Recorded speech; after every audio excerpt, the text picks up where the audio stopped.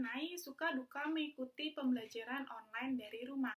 Membahas perihal suka atau duka pembelajaran online dari rumah terkait pandemi COVID-19 sebenarnya banyak banget. Pertama, kita akan membahas tentang sukanya. Pembelajaran yang sebelumnya bertatap muka mungkin terkesan formal atau agak kaku banget ya. Mungkin dengan adanya pembelajaran daring ini, online class bisa menjadi lebih fleksibel dan lebih santai saja. Dan tidak mengurangi kesan edukatifnya. Di samping itu ada juga dukanya.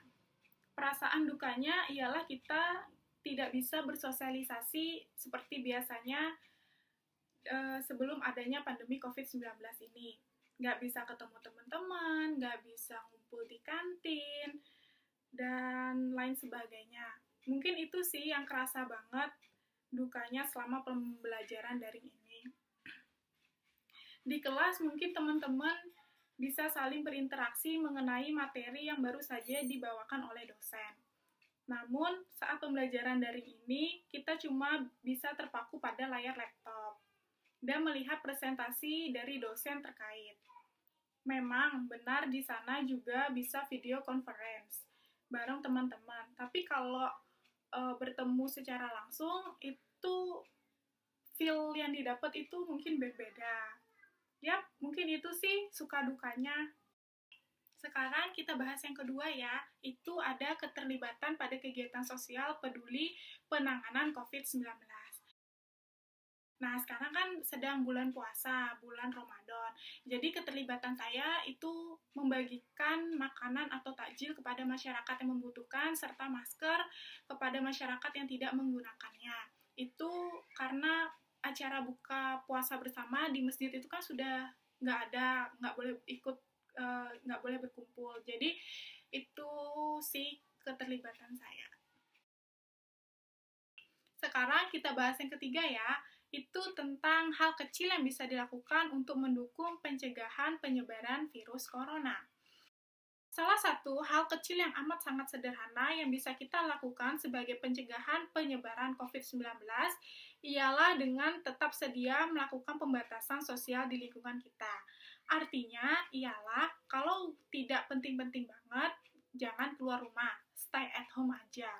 Dengan banyaknya orang-orang yang berdiam diri di rumah, tentu hal itu bisa mengurangi intensitas penyebaran COVID-19 ini. Andai kata memang sangat perlu untuk berpergian, jangan lupa memakai masker dan alat pelindung diri lainnya. Bila perlu, bawa hand sanitizer dimanapun kita berada.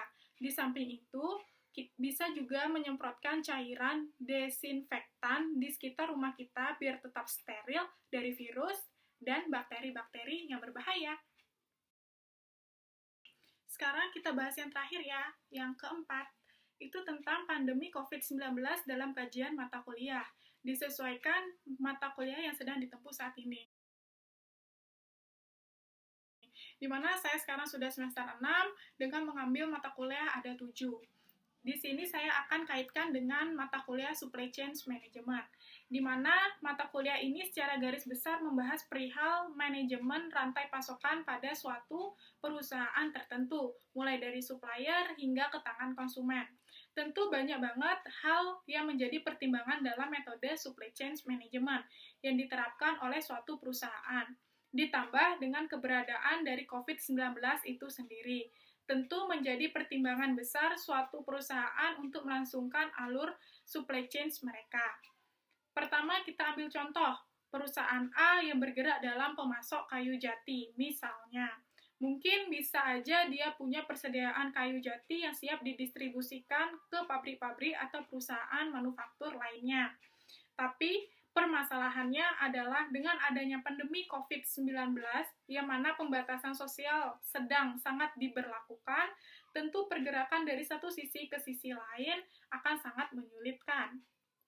Sehingga pendistribusian yang dilakukan oleh perusahaan A akan terganggu untuk sampai ke tangan konsumennya, baik pabrik atau perusahaan manufaktur lainnya. Sekarang contoh lain, kita ambil sisi produksinya. Misalnya perusahaan B yang bergerak dalam bidang produksi baju. Selain berbicara mengenai pendistribusian, misal Masalah lain ialah mengurangi jumlah pekerja agar meminimalisir penyebaran COVID-19. Banyak perusahaan-perusahaan yang sekarang sudah menerapkan pengurangan jumlah pekerja ini, dalam arti di sini bukan di PHK, melainkan kerja bergiliran. Misalnya, hari ini yang mendapatkan tugas di perusahaan adalah A, B, C. Minggu depan mungkin D, E, F. Seperti itu. Dengan adanya kondisi tersebut, tentu proses produksi baju yang diterapkan oleh perusahaan B akan jauh menurun dalam hal kuantitas. Dengan proses produksi yang melambat ditambah dengan proses pendistribusian yang terganggu, seperti contoh pada perusahaan A tadi, tentu hal ini sangat mengganggu alur supply chain management yang diterapkan oleh masing-masing perusahaan tersebut. Oleh karena itu, dengan adanya pandemi COVID-19, tidak hanya mengganggu kehidupan bermasyarakat, namun juga sangat berdampak pada suatu bisnis yang mana dampak tersebut tidak hanya dirasakan oleh pemilik usaha, namun juga dapat dirasakan sebagai konsumen dari usaha-usaha tersebut. Oke, segitu dulu pembahasan tentang COVID-19